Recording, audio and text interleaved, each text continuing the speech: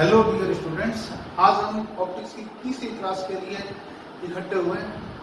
आप पिछली दो वीडियोस को इसी चैनल के ऊपर सर्च करके देख सकते हैं। ऑप्टिक्स नाम की प्ले लिस्ट के अंदर आपने पहले टॉपिक के अंदर लाइट और उसकी प्रॉपर्टीज के बारे में और सेकंड टॉपिक के अंदर आपने प्लेन मिरर से रिफ्लेक्शन के बारे में पढ़ा है। आज हम तीसरा टॉपिक पढ़ रहे हैं जो अवतल और उत्तल दर्पणों के बारे में है, कॉन्वेक्स और कॉनकेव मिरर्स के बारे में।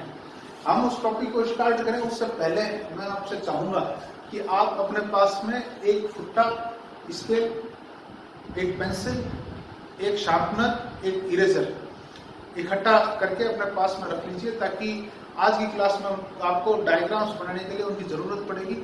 और जरूरत कुछ ऐसी है कि आपको फुट्टे से नाप करके लाइनें खींचनी है, अंदाजे से लाइनें नहीं खींचनी है। इसीलिए मैं चाहूंगा कि आप एक फुट्टा और साथ में पेंसिल, रबड़, स्केल अपना पास में तैयार कर लीजिए।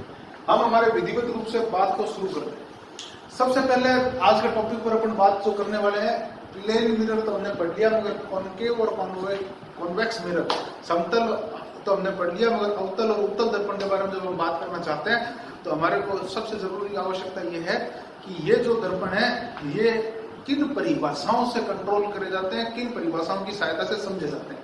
तो उन्हीं परिभाषाओं की बात करते हैं। तो आप कॉपी में हेडिंग डालेंगे, गोलीय दर्पणों से संबंधित महत्वपूर्ण परिभाषाएं, important definitions related to spherical mirrors. हमारा जो पहली डेफिनेशन है वो है सी व आर।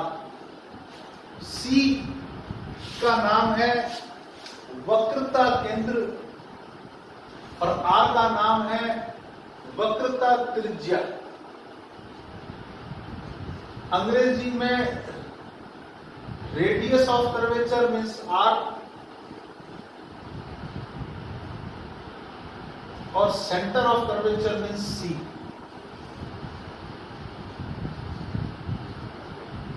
ये होते क्या है सी और आर? आप एक गोलीय दर्पण को देख रहे हो, इसका इतना सा दर्पण अगर ये बना हुआ है तो ये हमारा एक तरीके का अवतल दर्पण मैंने बनाया आपके सामने, कॉनकेव बनाया। और अगर मैंने इसी को ऐसा बनाया होता तो ये उत्तल होता, कॉन्वेक्स होता। दोनों ही स्थितियों में ये एक काल्पनिक गोला आप इनके चारों तरफ मान सकते हो, ये उसका हिस्सा था। एक ऐसा गोला था जिसमें ये कभी उसका हिस्सा था। अगर ये उस गोले का हिस्सा था तो उस गोले में एक केंद्र भी रहा होगा, उस गोले की कोई त्रिज्या भी रही होगी, तो उस गोले का कोई केंद्र भी रहा होगा, उस गोले की कोई त्रिज्या भी रही होगी। ये जो मान है, ये मान हमारे कहलाते हैं वक्रता केंद्र और वक्रता त्रिज्या। तो परिभाषा बोल रहा हूं, लिखना। प्रत्येक गोलीय दर्पण एक काल्पनिक बड़े गोले का हिस्सा होता है जिसका केंद्र, वक्रता केंद्र व त्रिज्या, वक्रता त्रिज्या कहलाती है। अंग्रेजी में each spherical mirror is a small part of hollow imaginary sphere.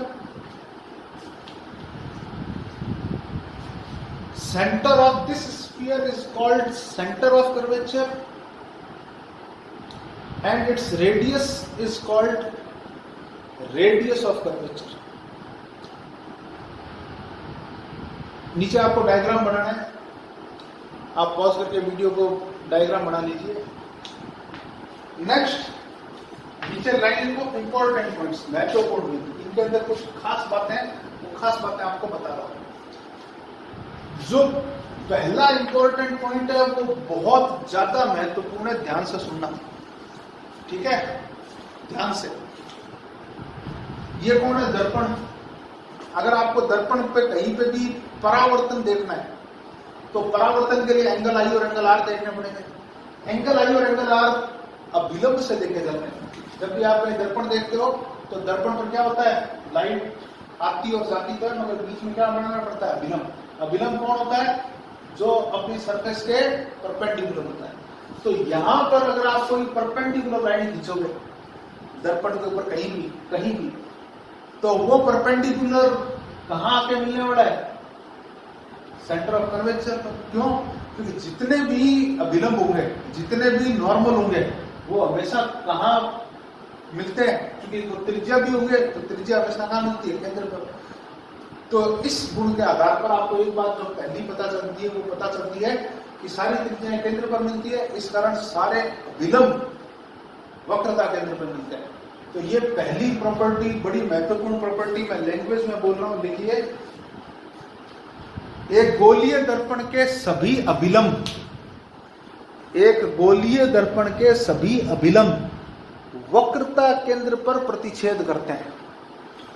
All normals of any spherical mirror intersect at centre of curvature. अगली प्रॉपर्टी जो आर है अवतल दर्पण के लिए, उसका मान नेगेटिव लिया जाता है, और जो उत्तल है उसके लिए आर का मान पॉजिटिव लिया जाता है। तो अगला पॉइंट आप लिखेंगे, उत्तल दर्पण के लिए वक्रता त्रिज्या का मान ऋणात्मक व उत्तल दर्पण के लिए वक्रता त्रिज्या का मान धनात्मक लिया जाता है। Radius of curvature for concave mirror is negative and for convex mirror is positive. Next, अगली बात पर चलते हैं। अगर मुझे, अगला इंपॉर्टेंट पॉइंट पे चल रहा है, अगर मुझे इस आर का मान निकालना है तो कैसे निकालें? मैंने आपको एक दर्पण उठा करके दे दिया, ये ले भाई आर निकाल, तो आर कैसे निकालोगे? आर निकालने का जो तरीका है, वक्रता त्रिज्या निकालने का तरीका है, आप लोगों ने 11th के अंदर प्रैक्टिकल की लैब में अगर प्रैक्टिकल किए हैं तो आपने 3 प्रैक्टिकल तो जरूर पक्का ही किए होंगे। एक वर्नियर कैलिपर्स, एक स्क्रू गेज, और तीसरा था स्फेरोमीटर। स्फेरोमीटर 3 टांग वाला एक डिवाइस। तो वो स्फेरोमीटर नाम का जो डिवाइस है, हिंदी में भी स्फेरोमीटर ही बोलते हैं, उस स्फेरोमीटर की सहायता से इस वक्रता त्रिज्या का मान निकाला जाता है। प्रयोग यही था, मिरर को आपको देकर के हमने उसकी वक्रता त्रिज्या निकलवाई होगी। तो ये रहा आपके सामने प्रयोग। तीसरा, इसका तीसरा इंपॉर्टेंट पॉइंट भी लिखो, वक्रता त्रिज्या का मापन स्फेरोमीटर नामक यंत्र से किया जाता है। वक्रता त्रिज्या का मापन स्फेरोमीटर नामक यंत्र से किया जाता है। We can measure radius of curvature with help of spherometer, with help of spherometer. अगली प्रॉपर्टी, अगले 2 परिभाषाओं पर चलते हैं। अगली 2 परिभाषाएं हैं,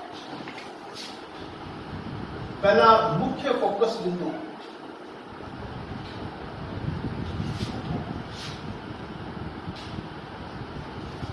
प्रिंसिपल फोकस पॉइंट,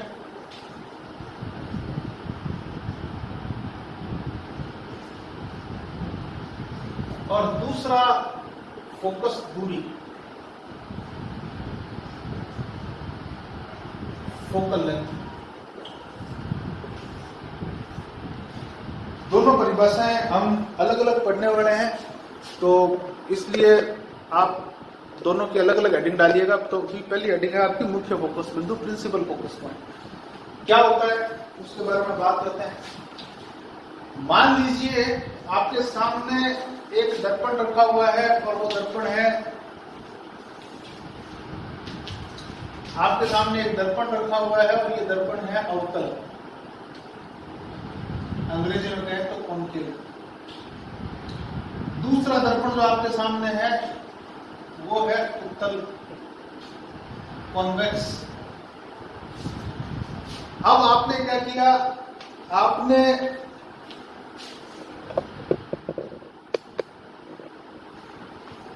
इनके ऊपर एक एक रे भेजी।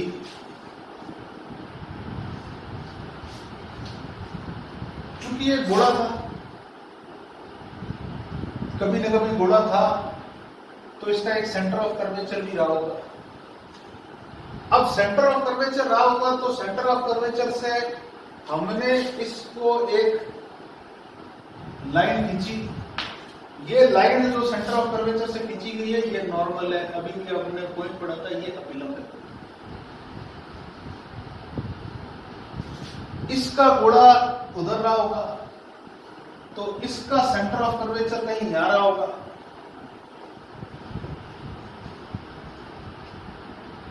तो यहां से आपने एक अभिलंब खींच दिया, इट इज यहां का अभिलंब नॉर्मल। ये लाइट की रे जब यहां आई तो जितना एंगल इसने यहां बनाया था उतना ही एंगल बनाते हुए यहां से निकल गई। इसी प्रकार जब ये लाइट की रे इधर आई तो जितना एंगल इसने बनाया था उतना एंगल बनाते हुए ही ये वापस बाहर की तरफ निकल जाएगी। तो आप इसको ध्यान से अगर ऑब्जर्व करोगे तो आपको दो बातें पता चलेंगी। पहली बात, अवतल दर्पण क्या करता है? अवतल दर्पण कॉनकेव मिरर क्या करता है? जो लाइट आई उसको अंदर की तरफ डालता है, मतलब कन्वर्ज करता है, इकट्ठा करता है। और कॉन्वेक्स मिरर क्या करता है? जब लाइट आती है तो उसको फैला देता है, बाहर की तरफ धक्का देता है तो उसको फैला देता है। ठीक है, अब अगली बात,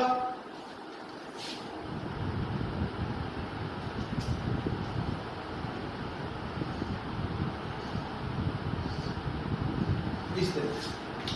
अब अगली बात, अगर एक अभिलंब हम यहां पर खींचे जो इस रे के पैरेलल भी था तो ये अभिलंब कहलाता है मुख्य अक्ष, अंग्रेजी में कहते हैं प्रिंसिपल एक्सिस। सेम अभिलंब हमने यहां पे खींच लिया जो सी से भी गुजर रहा है।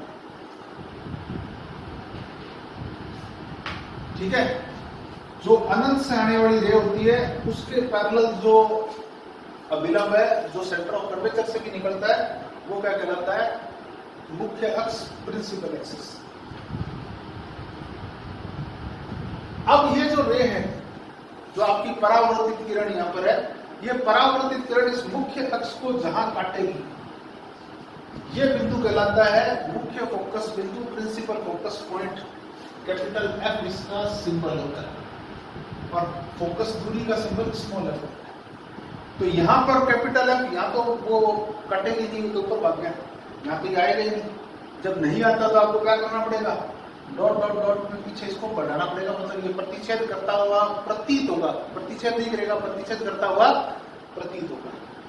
फाइनली अब यहां से लेंस या मिरर का जो सेंटर है उससे इसकी जो डिस्टेंस है वो क्या कहलाती है? Focal length. यहां से जो इसकी सेंटर से डिस्टेंस है वो क्या कहलाएगी?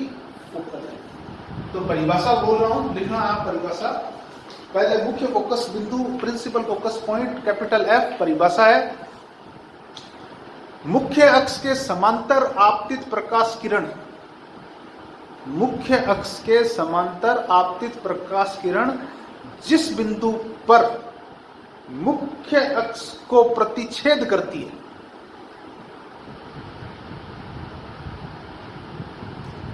उसे मुख्य फोकस बिंदु कहते हैं।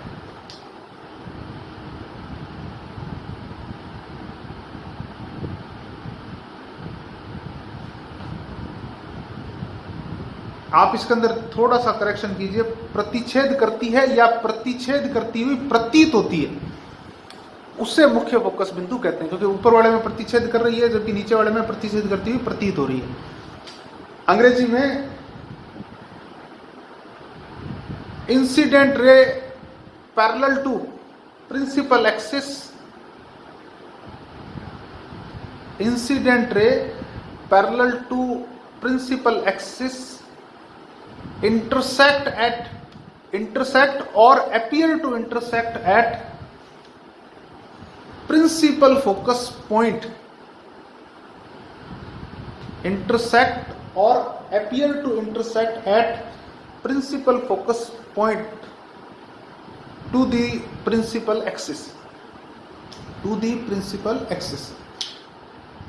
पैराग्राफ चेंज करके अगली परिभाषा लिखेंगे। फोकस दूरी, फोकल लेंथ f परिभाषा है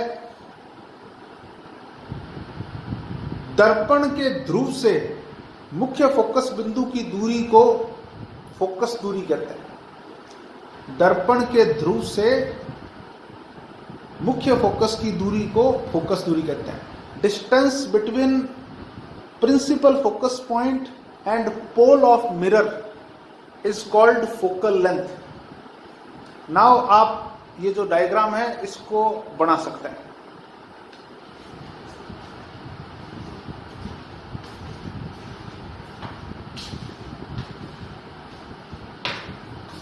नेक्स्ट,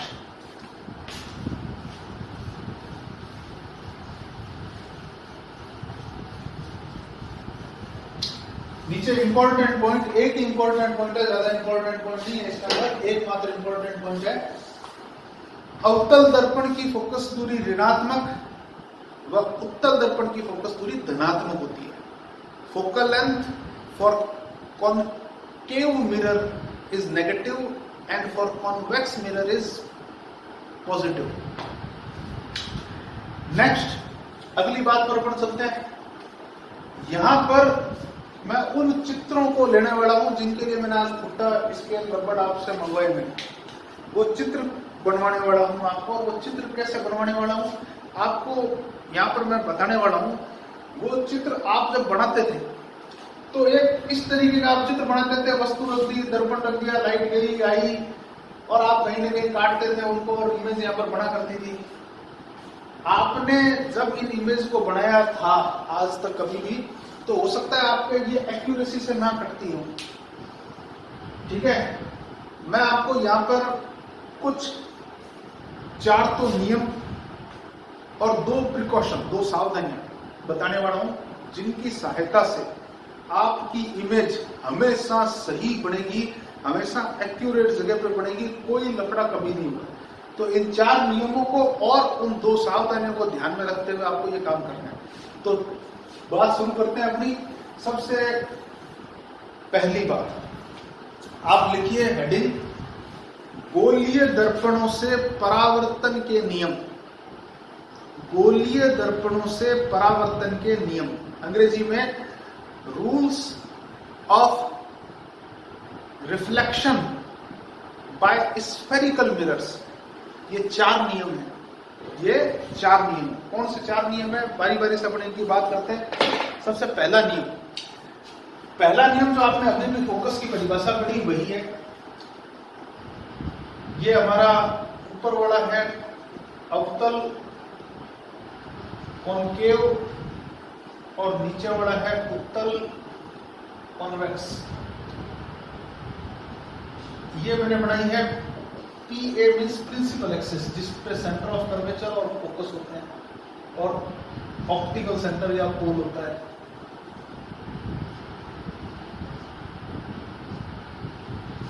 पहला रूल ये कहता है, अगर लाइट की रे पैरेलल थी प्रिंसिपल एक्सिस के, अगर लाइट की रे पैरेलल थी प्रिंसिपल एक्सिस के, तो 100% ये जब रिफ्लेक्ट होगी तो फोकस से जाएगी या जाती हुई प्रतीत भी हो सकती है। जाती प्रतीत होगी या जाएगी। तो रूल नंबर फर्स्ट लिखो। रूल फर्स्ट, यदि आपतित किरण मुख्य अक्ष के समांतर हो तो दर्पण से परावर्तन के पश्चात वह मुख्य फोकस बिंदु से गुजरती है, अथवा गुजरती हुई प्रतीत होती है।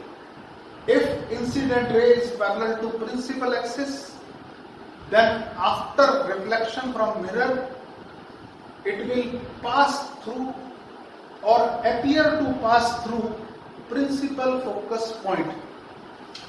नोट डाउन डायग्राम को पॉज करके दोनों डायग्राम आप बना लीजिए। नेक्स्ट रूल 2 इसका जस्ट उल्टा, फिजिक्स एक्शन और रिएक्शन को जो बोलती है एग्जैक्ट वही बात। अगर लाइट इधर से आ रही होती फोकस से, तो क्या होता, ये रिफ्लेक्ट होने के बाद पैरेलल हो जाती। अगर लाइट फोकस की तरफ आ रही होती तो ये क्या हो जाती, आफ्टर रिफ्लेक्शन पैरेलल हो जाती है। तो ये आपके पास में दूसरा रूल, रूल 2, यदि आपतित किरण मुख्य फोकस बिंदु से गुजरती है अथवा गुजरती हुई प्रतीत होती है तो परावर्तन के पश्चात वह मुख्य अक्ष के समांतर हो जाती है। तो परावर्तन के पश्चात वह मुख्य अक्ष के समांतर हो जाती है। If incident ray pass through or appear to pass through principal focus point, then after reflection from mirror it will become parallel to principal axis। Diagram बना लीजिए। नेक्स्ट अगले पॉइंट पर चल रहा हूं।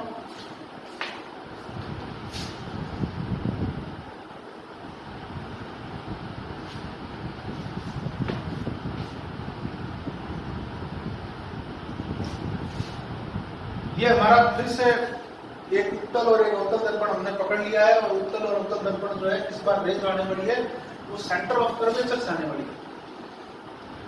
क्योंकि सेंटर ऑफ कर्वेचर अभिलंब होता है तो आपतन कोण भी 0 और परावर्तन कोण भी 0। जिस रोड पर आई थी उसी रोड पर वापस चली जाएगी, जिस रास्ते आई थी उसी रास्ते पर वापस चली जाएगी। अगर रे ऐसा आती है कि वो सी पर आने वाली है, सी पर टारगेट करके आई थी, वक्रता केंद्र पर टारगेट करके आई थी, तो वो वापस उसी रास्ते पर लौट जाएगी, एग्जैक्ट उसी रास्ते पर वापस लौट जाएगी।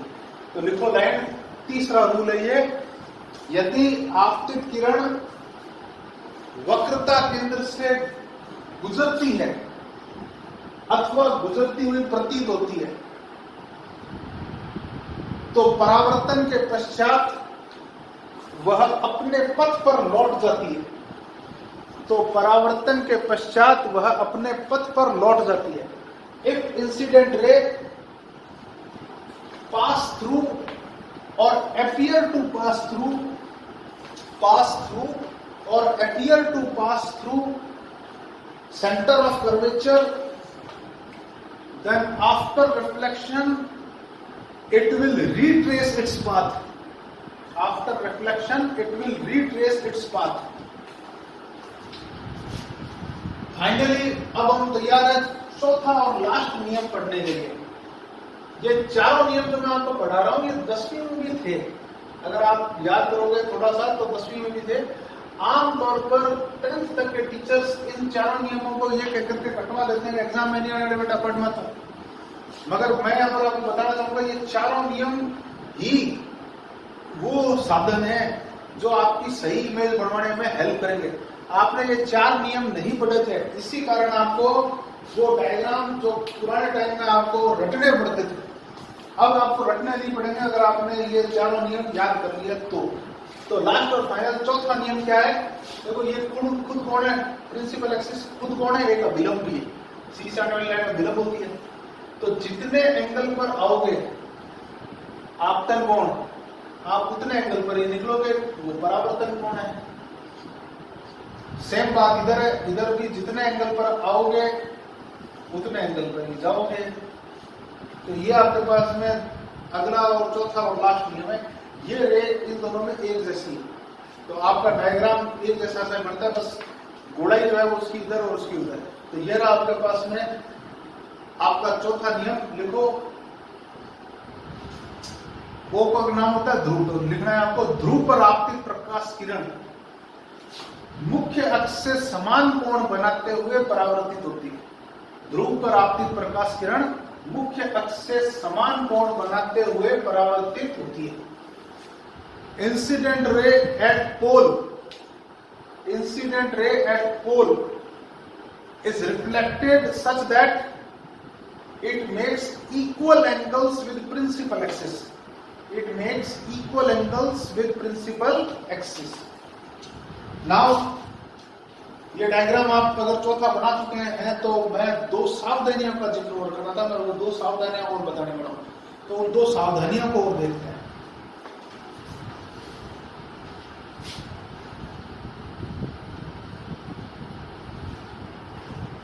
ध्यान से देखिएगा, दो सावधानियां जिनकी बात मैं कर रहा हूं।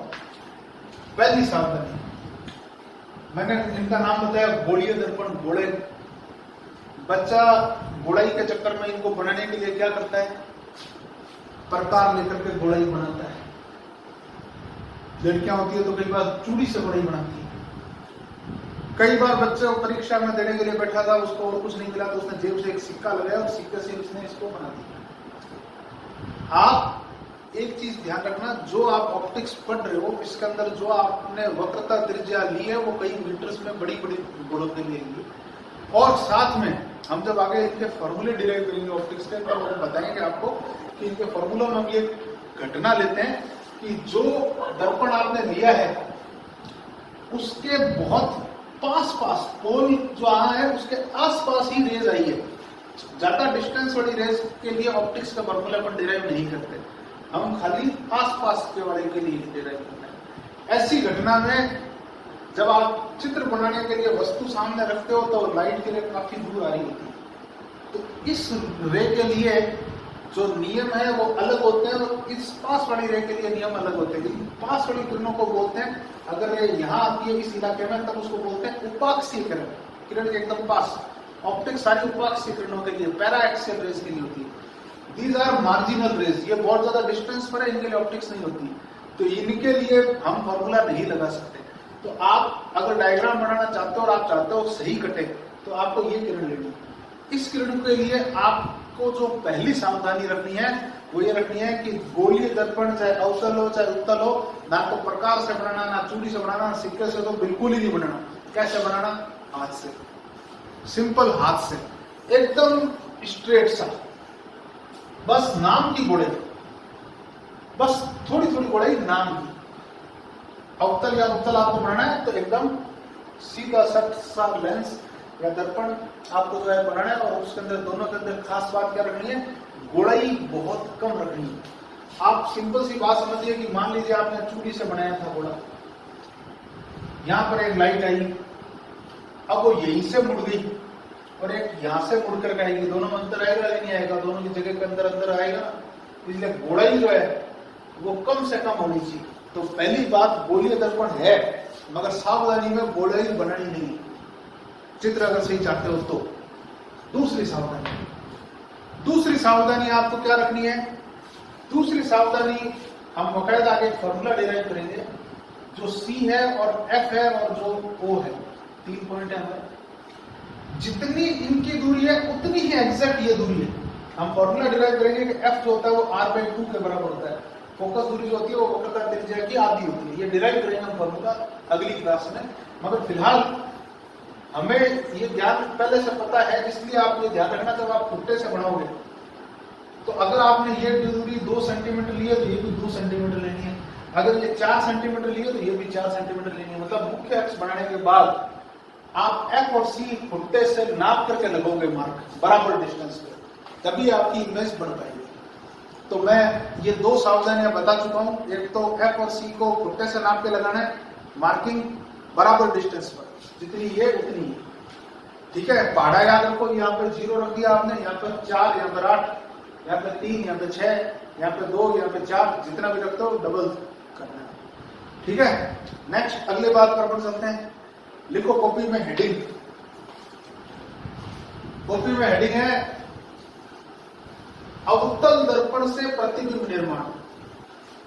अवतल दर्पण से प्रतिबिंब निर्माण, formation of image by concave mirror, formation of image by concave mirror. पहला केस फर्स्ट इसके अंदर, इसमें कई स्थितियां हो सकती है, तो केस फर्स्ट पहला, जब बिंब अनंत पर हो, जब बिंब अनंत पर हो, when object is at infinity. ये देखो, ये मैंने बहुत कम गोड़ाई का एक अवतल दर्पण बनाया। इस अवतल दर्पण की मैंने प्रिंसिपल एक्सिस बनाई, प्रिंसिपल एक्सिस पर मैंने O बनाया, नाप के F बनाया, नाप के C बनाया। जो अनंत पर वस्तु बैठी है, अनंत से जो लाइट की रे आएगी वो कैसी आएगी, मुख्य अक्ष के समांतर आती है, मैंने पहले भी बताई थी। अनंत से जो लाइट की रे आएगी वो कैसी आएगी, मुख्य अक्ष के समांतर आएगी। और जो समांतर आएगी, रूल फर्स्ट कहता है वो फोकस से जाएगी, वो फोकस से जाएगी। जाने तो हमारे क्या लिया, जैसे आपका ये इमेज बन चुकी है, कि यहाँ पर इमेज तैयार है आपकी बड़ी बने। आप जैसे इमेज लिखते हो तो आप नीचे लिखोगे प्रॉपर्टीज ऑफ इमेज, प्रतिबिंब की विशेषताएं। क्या क्या विशेषताएं हैं? पहली विशेषता, प्रतिबिंब कैसा है, वास्तविक की आभासी। रेज ने रियलिटी में काटा कि इमेजिन करना पड़ रहा है आपको, रियलिटी में काटा। इसका मतलब वास्तविक प्रतिबिंब होगा, रियल इमेज होगी।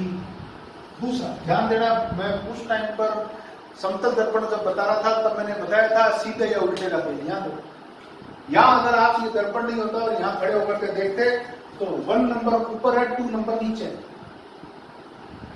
अब आप जब देखोगे तो 1 नंबर नीचे, 2 नंबर ऊपर, सीक्वेंस उल्टी हो चुकी है। तो उल्टा हो जाने के कारण अब जब आप यहां से इसको देखोगे, इस दर्पण ने इनको रोटेट कर दिया है, इस कारण जब आप इस इमेज को देखोगे तो आपको कैसे दिखाई देगा, उल्टा प्रतिबिंब दिखाई देगा, इन्वर्टेड दिखाई देगा। वरना ये कैसा बनता है, बिंदु आकार का बनता है, इसका साइज होता है बिंदु, पॉइंट साइज। अगर ये पॉइंट साइज बना तो पॉइंट, गणित में पॉइंट का मतलब क्या होता है, ना कोई उसकी लंबाई, ना कोई चौड़ाई, ना कोई ऊंचाई, ना कोई गहराई, कुछ नहीं, पॉइंट। तो उस पॉइंट का क्या सीधा क्या उल्टा, पॉइंट तो पॉइंट है, उसका क्या सीधा क्या उल्टा। तो पॉइंट का सीधा उल्टा होने का कोई लॉजिक नहीं है। सीधा उल्टा का लॉजिक क्या है, रेज का। ठीक है, नेक्स्ट, प्रतिबिंब कहां बना, लास्ट और फाइनल प्रॉपर्टी, हम 4 प्रॉपर्टी हर एक में लिखेंगे, वही 4 इसमें भी लिख रहे हैं। तो वास्तविक है, उल्टा है, बिंदु आकार का है, और कहां बना, एफ पर। कहां बना, एफ पर, at principal focus point F. ये इसकी इमेज बनेगी। ये केस फर्स्ट हमारा कंप्लीट है। आप पॉज करके डायग्राम को बना लीजिए। 2 सावधानियां रखते हुए, बड़े हाथ से बनाते हुए कम से कम, और ये दूरियां बराबर रखते हुए। हालांकि इसमें इस कम से कम इस डेरिवेशन में, इस डायग्राम में दूरी बराबर का कोई लॉजिक नहीं है। ठीक है। केस सेकंड बड़ा महत्वपूर्ण है, ध्यान से समझना। क्यों महत्वपूर्ण है? क्योंकि इसमें तो ज्यादा समझने लायक चीजें नहीं थी। अब जो मैं बता रहा हूं उसमें बहुत समझने वाली चीजें, इसलिए केस सेकंड बड़ा महत्वपूर्ण है। तो लिखो heading case second. Case second की हेडिंग है, जब बिंब वक्रता केंद्र के पीछे रखा हो, when object is placed behind center of curvature C। ये मैंने एक समतल उत्तल दर्पण जो है बनाया, कॉन्केव मिरर बनाया। इस कॉन्केव मिरर की गुड़ाई को कम से कम रखते हुए नाप करके F और C को बनाया। मैंने वस्तु को ही नाप, ये मेरी वस्तु है, इस वस्तु का नाम है AB। अब ध्यान से समझना, मैं जो बात बता रहा हूं, मेरे को AB की इमेज बनानी है इस दर्पण से। इमेज कब बनती है, फॉर्मेशन ऑफ इमेज का टॉपिक याद करो। 2 रेज कहीं पे काटेगी तो हमारी इमेज बन जाएगी। तो 2 रेज हम B बिंदु से लेने वाले हैं। आपके पसंद है आप वो 2 रेज ले सकते हो, अनंत पॉसिबिलिटीज है आपके पास में रेज लेने की। मगर आप मर्जी है कोई भी रे ले लोगे तो वो वापस कहां जाएगी आपको पता नहीं है। इसके लिए बढ़िया इलाज क्या है, आप उन 4 नियमों को याद करो जो आपने आज की क्लास में पढ़े थे। पहला रूल कहता है समांतर किरण आए तो फोकस से गुजरेगी। दूसरा कहता है फोकस से आएगी तो पैरेलल हो जाएगी। तीसरा कहता है पोल पर वो सेंटर ऑफ कर्वेचर से जाएगी तो वापस चली जाएगी। चौथा कहता है ध्रुव पर आएगी तो वापस उतना एंगल पर चली जाएगी। 4 में से कोई भी 2 रूल ले लो। 4 है, 4 में से कोई भी 2 रूल, पहले के साथ दूसरा, पहले के साथ तीसरा, पहले के साथ चौथा। आप पहला ना लो, दूसरे के साथ तीसरा, दूसरे के साथ चौथा। आप पहला दूसरा दोनों ही मतलब तीसरा चौथा। किन्हीं भी 2 नियमों का कॉम्बिनेशन लेकर के आप इस डायग्राम को बना सकते हो। मैं इसको आपको 2-3 तरीकों से बना के दिखाता हूं ताकि आपको कॉन्सेप्ट क्लियर हो कि इमेज कैसे बनानी है और सभी जगह से एक जैसी इमेज बनेगी। तो जो हमारे ऑप्टिक्स में फेवरेट नियम है चार, उन चार में से फेवरेट किताबों वालों के होते हैं पहला और चौथा। तो फर्स्ट और फोर्थ रूल को हम बात करते हैं कि कैसे बनाए। फर्स्ट रूल क्या कहता है, अगर रे पैरेलल है तो वो कहां से जाएगी, फोकस से जाएगी। फोर्थ रूल क्या कहता है, अगर पोल पर आएगी, ध्रुव पर आएगी, तो जितने कोण पर आई थी उतना कोण बढ़ाते हुए ही निकल जाएगी, ये लो निकल गई। ये रे कहां कटी, आप खुद छुट्टा लेकर के काटोगे तो ये कोण थोड़ा डी से नाप के बनाना, तो आप पाओगे कि आपका एग्जैक्ट ये यहां कटी, जहां कटी ये ए डैश और ये बी डैश। जिस बी से दो किरणें निकली थी तो ये बी की इमेज बनी और ए के नीचे ही उसकी इमेज बनेगी। तो ये रहा ए डैश बी डैश, तो ये हमारी इसकी इमेज बनेगी। इस इमेज को अगर आप देखोगे तो ये रियल है, रियल में काटी है, डायरेक्शन उल्टी हो चुकी है। देखो पहले यहाँ से बी से निकलते टाइम एक नंबर ऊपर दो नंबर नीचे थी, यहाँ पर एक नंबर नीचे दो नंबर ऊपर हो गई, इसलिए वास्तविक के साथ उल्टा भी है। कैसा आकार होगा अगर आप इसको जब आप बढ़ाओगे फुटे से नाप करके देखना बने, आपको ये छोटा आकार मिलेगा, स्मॉल साइज मिलेगा मतलब। और ये कहां बनेगी, सी व एफ के बीच, बिटवीन सी एंड एफ। ये किताब वाला तरीके से मैंने डायग्राम को बनाया, आपको जरूरी नहीं है अपनी किताब के गुलाम नहीं, आपको पसंद नहीं आया ये नियम, ये देखो मैं दूसरा इसी डायग्राम को फिर से बना रहा हूं। छोटा इसलिए बना रहा हूं ताकि दो तीन बना सकूं। ये एफ था, ये सी था, ये ओ था। मैंने पहला और तीसरा नियम लेना पसंद किया, फर्स्ट और थर्ड। तो मैंने फर्स्ट और थर्ड नियम लेने के लिए ये ले ली फर्स्ट वाली, जो कहां से जानी चाहिए, फोकस से। थर्ड वाली कहां से जानी चाहिए, सेंटर ऑफ कर्वेचर से। वो क्या चली जाएगी वापस अपने रास्ते में, तो कहां काटेगी, यहाँ।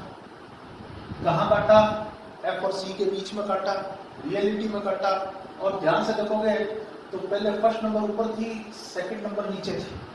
अब क्या हुआ है, फर्स्ट नंबर नीचे हो चुकी है और सेकंड नंबर ऊपर हो चुकी है। तो इन्वर्टेड भी है, छोटा आकार इसमें तो दिख भी रहा है।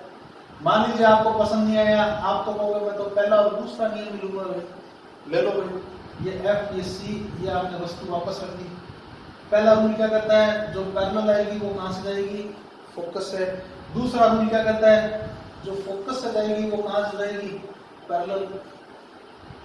ये देखो ये इमेज बन गई, ये एफ ये सी ये ओ, ये इमेज आपके पास में।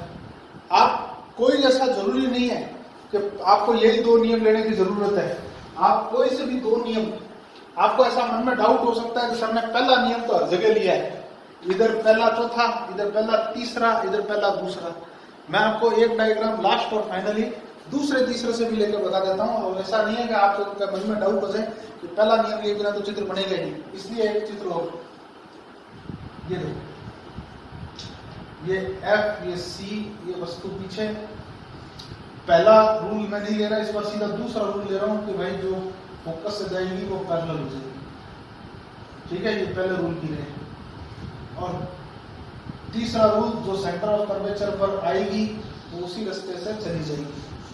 ये देखिए, आप एक ही डायग्राम को चार तरीकों से बनाए हुआ देख चुके हैं, तो आपके अंदर वैज्ञानिकता जागनी चाहिए कि आप किसी भी तरीके से इसको बना सकते हैं। फिलहाल आपको कॉपी में जो एग्जामों में बनाना है, किताब वाला तरीका तो बेस्ट है, कारण फर्स्ट और फोर्थ रूल आप सभी स्थितियों में ले सकते हो। जो आपको इसके 4-5 केस पढ़ने हैं, उन सभी केसेस में फर्स्ट और फोर्थ रूल से डायग्राम बन जाते हैं। इसीलिए हम चाहते हैं कि आप इन्हीं रूल्स को याद करें, इसलिए हम भी ये चाहेंगे किताब वाली बात के लिए कि आप फर्स्ट और सेकंड रूल का जो डायग्राम है, फर्स्ट और फोर्थ रूल का डायग्राम जो सबसे पहले बनाया हुआ है वो, उसके नीचे की प्रॉपर्टीज को नोट करें।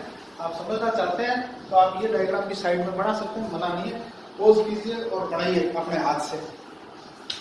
नेक्स्ट मैं चलता हूं केस थर्ड पर। केस थर्ड में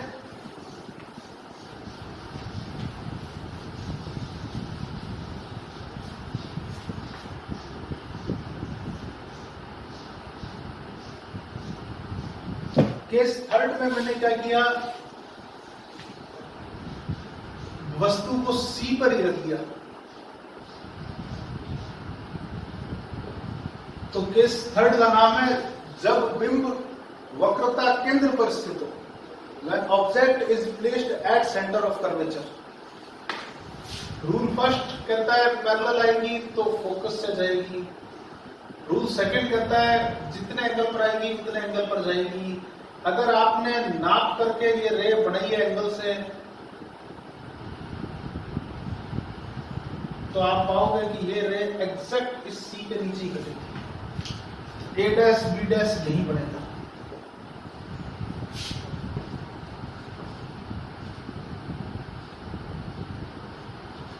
आप पाओगे कि 1 ऊपर 2 नीचे, 1 नीचे 2 ऊपर हो चुकी है। तो उल्टा प्रतिबिंब वास्तविक प्रतिबिंब बराबर आकार का होगा, इक्वल साइज का होगा और फाइनली कहां होगा? एट सी, सी पर होगा। इसमें एक पांचवी विशेषता और है, पांचवी विशेषता जो पूरी ऑप्टिक्स में, पूरी प्रकाशिकी में और कहीं नहीं मिलती, सिर्फ इसी में मिलती है। क्या? ऑब्जेक्ट और इमेज एक दूसरे को टच कर रहे हैं।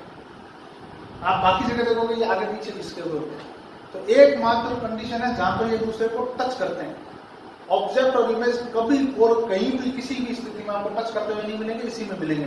तो ये है खास बात, बिंब व प्रतिबिंब एक दूसरे को स्पर्श करते हैं।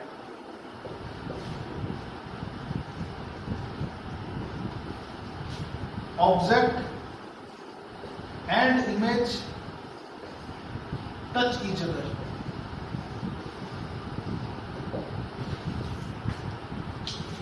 आप पॉज करके वीडियो को आराम से पुट्टे स्केल की सहायता से, डी की सहायता से इस एंगल को बनाइए। और थोड़ी सी बात प्रैक्टिकली भी, अगर 1% ऐसी स्थिति बन रही है कि सी के थोड़ा आसपास कट रही है, सी के एग्जैक्ट नीचे नहीं कट रही है, तो इसका मतलब कहीं ना कहीं गुड़ाई में ही त्रुटि रही हुई है आपके हाथ की। तो आप सिंपल सा एक काम कीजिएगा, सी के नीचे थोड़ा सा रे को एडजस्ट करके कटवा लीजिएगा। इतना एडजस्टमेंट प्रैक्टिकली आपको करना आना चाहिए। चलिए नेक्स्ट हम आते हैं केस फोर्थ पे। थोड़ा वस्तु को और आगे लेकर आते हैं। नाम हो जाएगा केस फोर्थ का, जब बिंब एफ व सी के बीच में स्थित हो, when object is placed between F and C. तो इस केस में क्या होने वाला है उसको देखते हैं।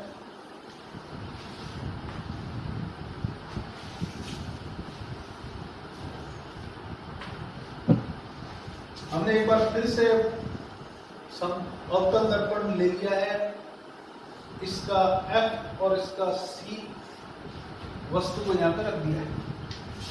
पहली रे रूम फर्स्ट से पैरेलल आई और कहां से गुजर गई? फोकस से। सेकंड रे जितने एंगल पर आई उतने एंगल पर ही आपने निकाल दी।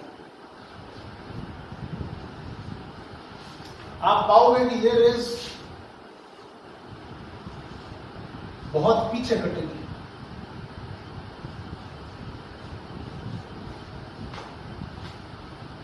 कई बार बच्चों के साथ ऐसी स्थिति भी हमने देखी है, कॉपी के पेज से भी निकल के आगे तक जाती है।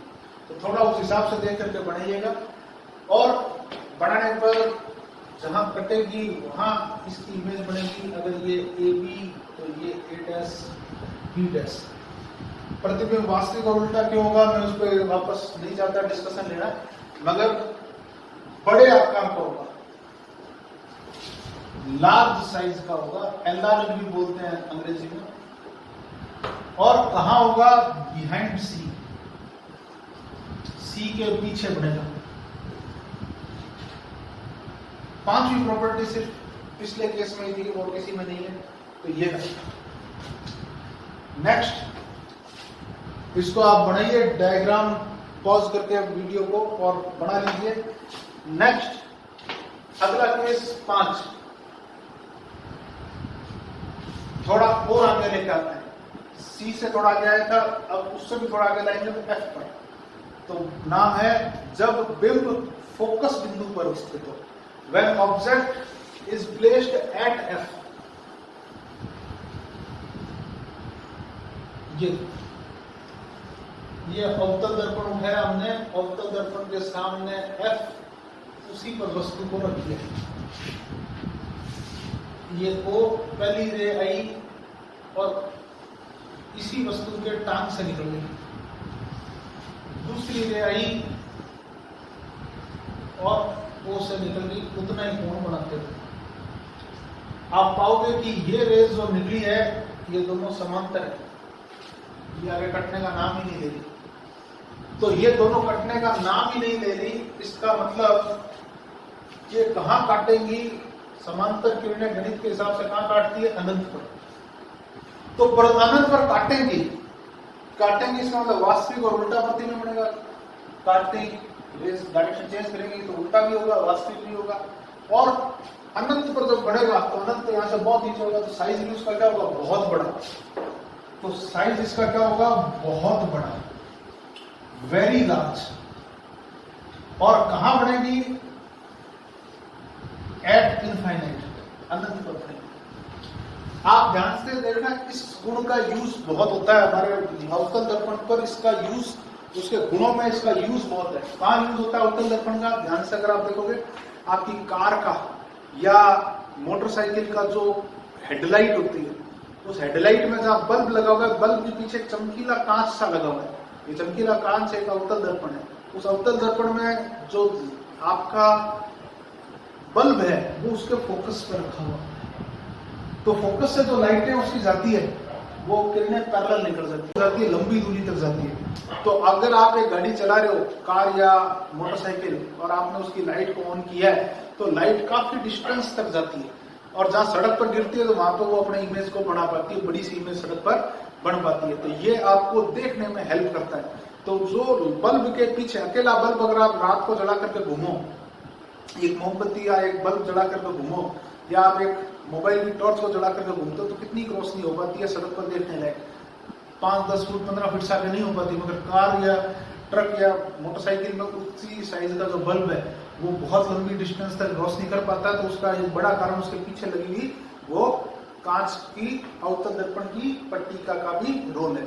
तो ये अवतल दर्पण के बहुत बड़े यूज के अंदर अगर आप देखोगे, टॉर्च में, गाड़ी में, सभी में इसका यूज किया जाता है प्रॉपर्टी का।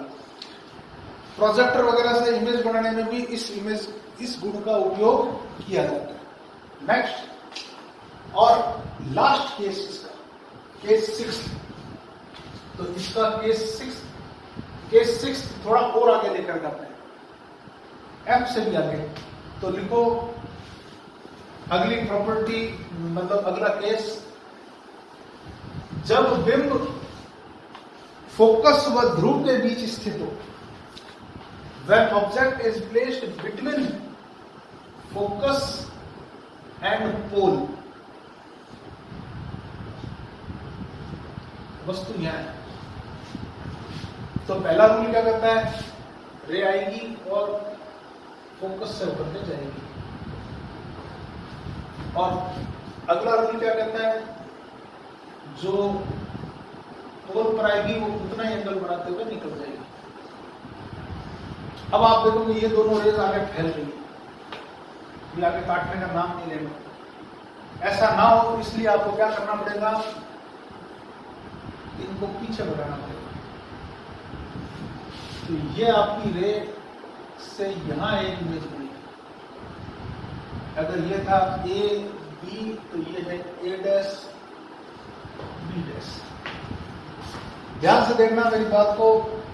नंबर 1 ऊपर, नंबर 2 नीचे थी। अभी भी नंबर 1 नंबर 2 ऊपर नीचे वाला वही सीक्वेंस कायम रख के बैठी है। 1 ऊपर 2 नीचे 2 नीचे। तो ये वास्तविक नहीं बनने वाला, एक तो क्योंकि ये काट नहीं लिया, आगे आभासी प्रतिबिंब बना है और सीधा बना है। तो ये कैसा बना? आभासी, वर्चुअल और सीधा, इरेक्टेड, बड़ा, लार्ज और बिहाइंड मिरर, दर्पण के पीछे दूसरी साइड। एक अवतल दर्पण की जो प्रॉपर्टीज होती है 90% गुण उसके इसी प्रॉपर्टी से लिए जाते हैं, इसी केस 6 से लिए जाते हैं। अवतल दर्पण के उपयोग अगर मैं आपसे पूछूं तो सबसे बड़ा उपयोग आता है शेविंग मिरर, दाढ़ी बढ़ाने के लिए, या मेकअप किट के अंदर जो छोटा सा दर्पण लगा हुआ होता है उसके अंदर जो है मिरर जो यूज किया जाता है वो यही वाला मिरर यूज किया जाता है। तो ये हमारे पास में इसका एक बड़ा यूज है। दूसरा हमारे पास में, और आपने देखा हो तो डेंटिस्ट लोग जो है देखने के लिए जो है एक स्पेशल कैप लगाते हैं, आपके मुंह में लाइट को फोकस करके देखने के लिए वो सिर पर एक स्पेशल कैप बनाते हैं, उसके अंदर भी इसी प्रॉपर्टी का और अवतल दर्पण का ही उपयोग होता है। अवतल दर्पण के 90% यूज इसी प्रॉपर्टी के ऊपर आते हैं और कुछ बचे हुए जस्ट इससे पहले वाले केस के ऊपर आते हैं। नेक्स्ट, आपने वीडियो पॉज करके इसको बना लिया होगा तो केस अगले पर चलते हैं। अगला उत्तल दर्पण से प्रतिबिंब निर्माण, ये अवतल के केस थे, अब उत्तल के केस शुरू हुए। तो लिखो हेडिंग, उत्तल दर्पण से प्रतिबिंब निर्माण, formation of image by convex mirror, formation of image by convex mirror. Case first, जब बिंब अनंत पर हो, when object is at infinity. ये रहा एक अवतल दर्पण, उत्तल दर्पण, ठीक है, कॉन्वेक्स मिरर। ये इसका F, ये इसकी C, ये प्रिंसिपल एक्सिस, ये पैरेलल रे आई अनंत से, तो ये इस हिसाब से गई कि फोकस से जाती हुई प्रतीत होगी। ये सेकंड रे आई अनंत से, ये इस हिसाब से जाएगी कि आपको फोकस से आती हुई मिलेगी। तो कुल मिला के ये दोनों कहां काटती हुई दिखेंगी? फोकस पर। तो आपका प्रतिबिंब आभासी बनेगा, वर्चुअल बनेगा, सीधा बनेगा। देख लो 1 और 2 की डायरेक्शन चेंज नहीं हुई है। इरेक्टेड बनेगा। नेक्स्ट, पॉइंट साइज बनेगा, बिंदु आकार का बनेगा। और फाइनल और लास्ट, ये किस जगह बना? बिहाइंड मिरर बना और एट एफ बना। तो बिहाइंड मिरर एट एफ, दर्पण के पीछे एफ पर बनेगा। ये केस फर्स्ट हो गया इसका। पॉज कीजिए और नोट कीजिए। आज की क्लास का लास्ट पॉइंट, इसका केस सेकंड। अवतल में जरूर 6 केस थे, उत्तल में 2 ही केस होते हैं। पहला केस था जब अनंत पर हो, दूसरा जब अनंत पे नहीं हो, मतलब परिमित दूरी पर, फाइनाइट डिस्टेंस पर। तो केस सेकंड का नाम लिखेंगे आप, जब बिंब परिमित दूरी पर स्थित हो, when object is at finite distance. ये देखो, हमारा बिंब जो है वो यहां कहीं है। पहले रूल की रे कहती है कि ये इस तरीके से बढ़ेगा। दूसरा रे अपन लेने के लिए चौथा रूल यूज करते हैं, अपनी फेवरेट रे है, ये चौथा रूल यूज कर लिया। ये फर्स्ट और ये सेकंड दोनों आपके कटने वाली नहीं है कि ये ऊपर जाएगी, नीचे जाएगी, तो आकर फैलती जाएगी मगर काटेगी नहीं। इसलिए हमने क्या किया, इसको पीछे बढ़ा दिया। जहां पीछे बढ़ाया वहां इसने छोटा सा प्रतिबिंब बना दिया। It is A dash B dash. तो ये आपके पास में प्रतिबिंब आभासी ये भी होगा, सीधा ये भी होगा, स्मॉल साइज का होगा, छोटे आकार का होगा। कहां होगा? बिहाइंड मिरर तो होगा, मगर बिटवीन O एंड F होगा। दर्पण के पीछे तो होगा, मगर O व F के बीच होगा। ये जो प्रॉपर्टी है पीछे का, वो 1 किलोमीटर दूर है। अगर फोकस 10 सेंटीमीटर तो वो 10 सेंटीमीटर के अंदर ही दिखेगा आपको। वो चाहे 5 किलोमीटर दूर है तो भी 10 सेंटीमीटर के अंदर ही दिखेगा। 10 सेंटीमीटर दूर है तो भी 10 सेंटीमीटर के अंदर ही दिखेगा। वो दिखेगा इसी फोकस के बीच में। इसी कारण उत्तल दर्पण का सबसे ज्यादा यूज कहाँ होता है? गाड़ियों में जो रियर व्यू मिरर होता है, कार में या हीरो होंडा में पीछे की तरफ देखने के लिए जो मिरर लगे हुए होते हैं आपके आगे, और जिनमें आप पीछे की गाड़ी कौन सी आ रही है देखने के लिए यूज करते हो, वो कॉन्वेक्स मिरर होता है, उत्तल दर्पण होता है।